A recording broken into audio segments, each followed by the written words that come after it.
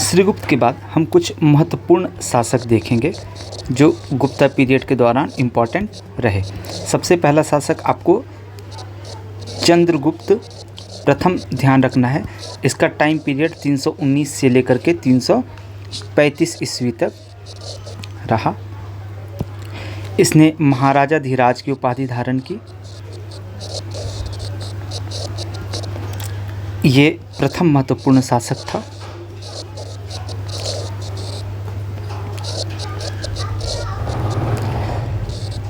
इसने लिच्छवियों की एक राजकुमारी हैं, उनका नाम है कुमार देवी। तो कुमार देवी से शादी कर ली तो चंद्रगुप्त प्रथम की प्रतिष्ठा में वृद्धि हो गई। इसने सोने के सिक्के जारी किए थे। और आप एक बहुत ही इम्पॉर्टेंट चीज़ याद रखिएगा, गुप्त संवत इसने जारी किए थे। चंद्रगुप्त प्रथम इसने गुप्त संवत जारी किए थे। दूसरा जो महत्वपूर्ण शासक है वो है समुद्रगुप्त। इसने परम भागवत की उपाधि धारण की थी और ये युद्धों में कभी नहीं हारा। इसे इसलिए भारत का नेपोलियन कहा जाता है।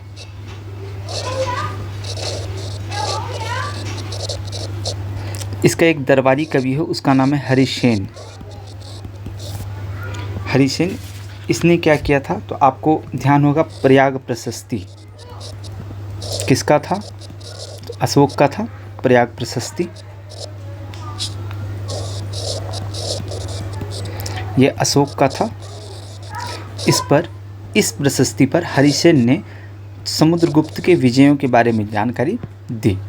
इसने 6 प्रकार के सोने के सिक्के जारी किए, गोल्ड कॉइन इसने जारी किए थे, जिसमें एक पर ये वीणा बजाते हुए है। ये आप इसमें देख सकते हैं, वीणा बजाते हुए। इसमें वीणा बजाते हुए वाला सिक्का नहीं है, लेकिन आप एक बार चाहेंगे तो इंटरनेट पर आप चेक कर लेंगे। एक बहुत महत्वपूर्ण बात आपको समुद्रगुप्त के बारे में ध्यान रखना है कि श्रीलंका का एक शासक है, उसका नाम है मेघवर्ण। तो मेघवर्ण ने गया में बौद्ध विहार बनाने के लिए परमिशन मांगा। किससे मांगा था? समुद्रगुप्त से, और समुद्रगुप्त ने इसको अनुमति दे भी दी थी। इसके बाद अगला शासक चंद्रगुप्त द्वितीय। ये भी बड़ा महत्वपूर्ण शासक है। इसके बारे में आपको क्या ध्यान रखना है तो इसने शक शासक है रुद्र सिंह तृतीय, थर्ड। इसको पराजित करके शकों को पूर्ण रूप से समाप्त कर दिया और इस उपलक्ष्य में इसने चांदी का सिक्का जारी किया था जो लगभग 33 ग्रेन का था।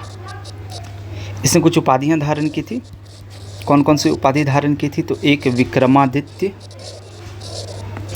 सकारी शकों को हराने के कारण गंगारी। इसी के समय फाहियान जो एक चीनी यात्री था वो भारत आया था और फाहियान ने बताया कि पाटलिपुत्रा में जो है अस्पताल हैं, सरकारी अस्पताल हैं। इसके दरबार में 4 विद्वान थे। इन चारों विद्वान के नाम आपको ध्यान होने चाहिए। जैसे कालिदास, कभी कभी पूछ लेते हैं कि कालिदास किसके दरबार में थे, तो चंद्रगुप्त द्वितीय के दरबार में थे। धन्वंतरी जो थे ये चिकित्सक थे, डॉक्टर समझ लीजिए। इसके बाद वराहमिहिर, अभी मैंने आपको वराहमिहिर की रचना बताई थी। वराहमिहिर ये ज्योतिष थे। और अमर सिंह, इन्होंने कृषि पर किताब लिखी थी, अमरकोश। इसके बाद कुमारगुप्त को आपको पढ़ना है। कुमारगुप्त के बारे में आपको क्या ध्यान रखना है तो इसने सर्वाधिक सिक्के जारी किए थे। और जो बहुत महत्वपूर्ण बात, इसने नालंदा यूनिवर्सिटी बनवाई थी, ये आपको ध्यान रखना है। अगर मैं प्रशासन की बात करूं, अब प्रशासन में केंद्र में राजा है और राजा क्या करता है, अपने मंत्रियों की नियुक्ति करता है। फिर राजा जी है वो प्रांत को इस समय भुक्ति बोलते थे, भुक्ति में गवर्नर, जिसको कि ऊपरी कहा जाता था, इसकी नियुक्ति करता है। फिर प्रांत के बाद है जिला, जिला को विषय बोलते थे और विषय पे जो अधिकारी होता था उसे विषयपति कहा जाता था और गवर्नर इसकी नियुक्ति करता था। फिर गांवों का समूह होता था, इसे विथियाँ कहा जाता था। फिर गांव होता था, गांव में मुखिया होता था जिसे महत्तर कहा जाता था। ये जो शासन व्यवस्था थी, इसकी जो प्रशासन थी, ये आप ध्यान रखिएगा, यह विकेंद्रीकृत शासन व्यवस्था है। मौर्यों में आपने पढ़ा था कि वो केंद्रीकृत शासन व्यवस्था थी। अब जरा हम इस समय की अर्थव्यवस्था के बारे में बात कर लेते हैं कि इस समय की अर्थव्यवस्था कैसी थी।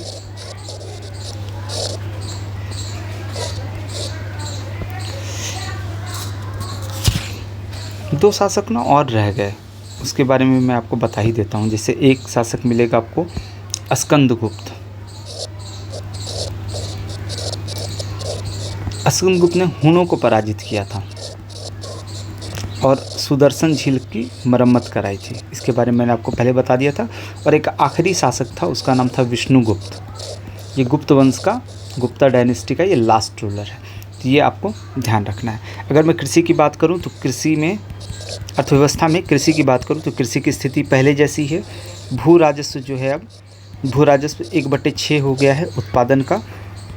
इस समय एक टैक्स लगाया जाता है उदंग, ये क्या है, सीमावर्ती शुल्क है। और आर्थिक जीवन भी क्या है, विकेंद्रीकृत है। इस समय की अगर मैं समाज की बात करूं तो समाज कैसी है, परंपरागत समाज है, छुआछूत है, दास प्रथा है।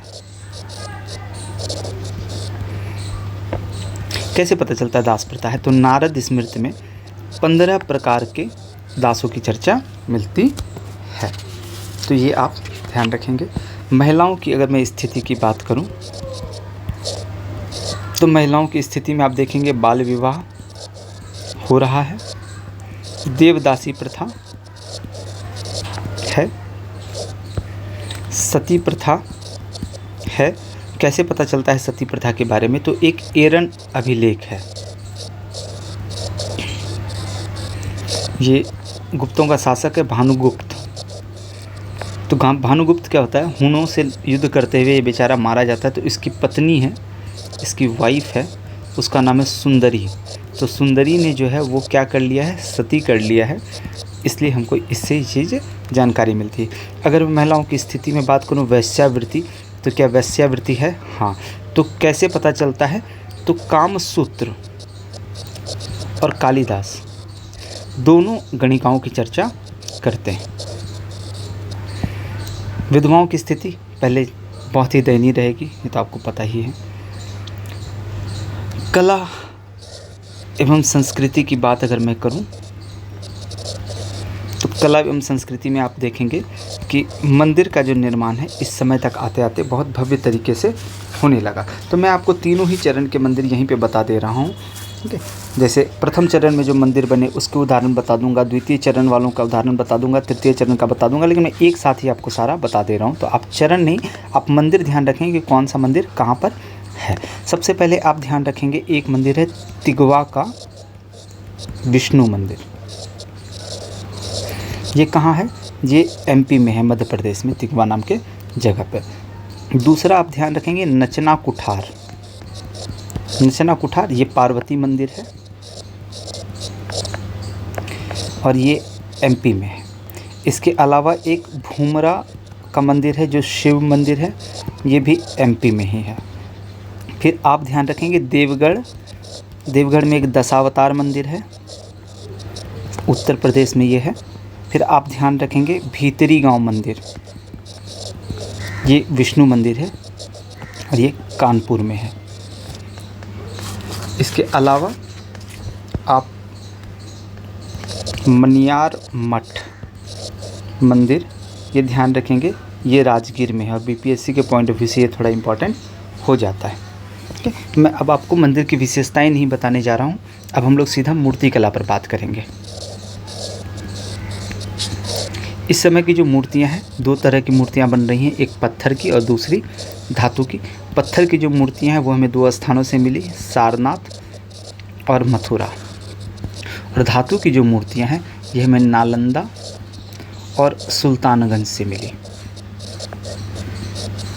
कौन सी मूर्ति थी ये कांसे की प्रतिमा थी, बुद्ध की। ज़्यादातर बुद्ध की ही प्रतिमा आपको देखने के लिए भी मिलेगी। अगर चित्रकला की बात करें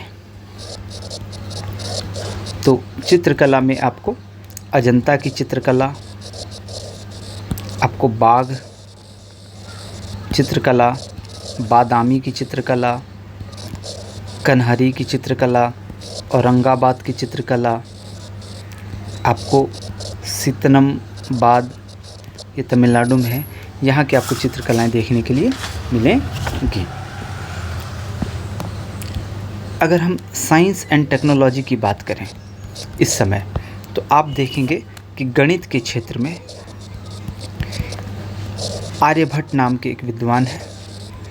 इनका बड़ा योगदान देखने के लिए मिलता है। कैसे कैसे आप इनके बारे में कुछ चीज़ें ध्यान रखिएगा। जैसे ये पहले व्यक्ति हैं जिन्होंने सूर्य के केंद्रीकरण का सिद्धांत दिया था।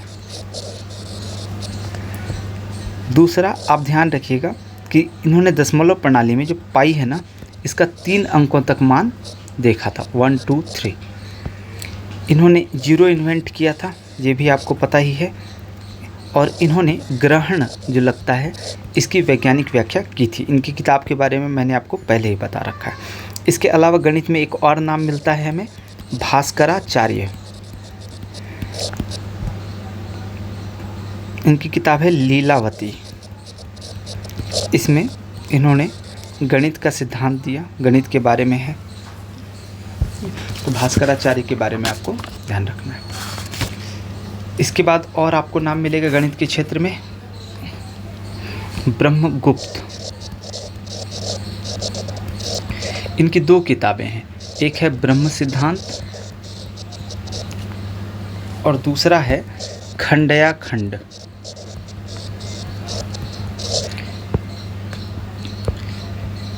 ब्रह्मगुप्त ही थे जिन्होंने गुरुत्वाकर्षण का सिद्धांत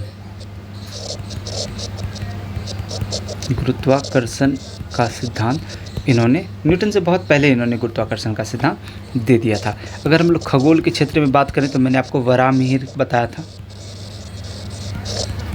तो ये व्यक्ति हैं। अगर आप रसायन और धातु विज्ञान की बात करेंगे तो इसमें आपको महरौली का लौह स्तंभ ये देखने के लिए मिलता है। आप देख रहे हैं महरौली के लौह स्तंभ में जंग नहीं लगा। इसके पीछे का कारण क्या है? 2 कारण। एक, फास्फोरस का अधिक उपयोग हुआ था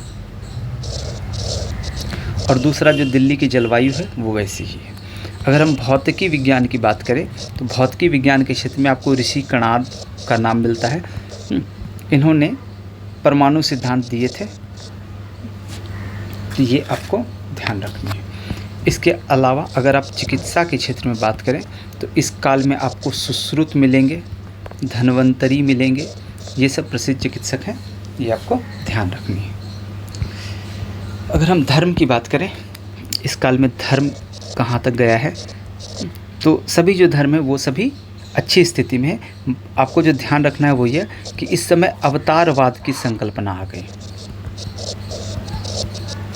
10 अवतार, भगवान विष्णु के जो 10 अवतार हैं, मत्स्य, कुर्मो, वराह, नरसिंह, वामन, परशुराम, राम, कृष्ण, बुद्ध और कल्कि, ये भी जमीन का होना है। तो ये आपको ध्यान रखना है।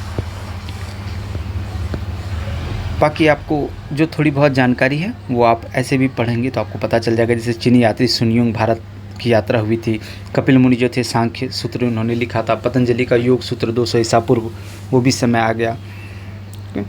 तो आपको ये ध्यान रखना है बस। बहुत बहुत धन्यवाद।